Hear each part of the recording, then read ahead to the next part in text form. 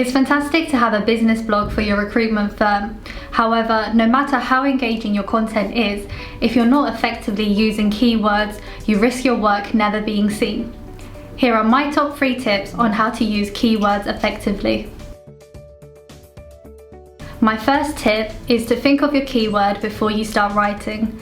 This will help you stay on topic, structure your work, and make sure that you use your keyword the right amount of times so that you meet Google's algorithm criteria. This will also help you tailor your copy so that it's relevant to the target audience too. My second tip is to use long-tail keywords. Short-tail keywords are extremely competitive and they're also very vague. Long-tail keywords, however, are less competitive on average, and it's also how searchers use the web nowadays.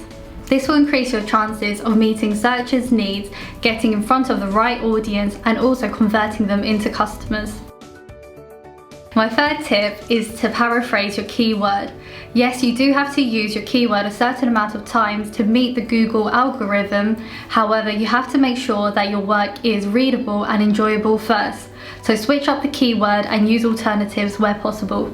Of course, Google's algorithms are always changing, and understand that it's difficult to stay on top of SEO. For more help with using keywords, get in touch with us today.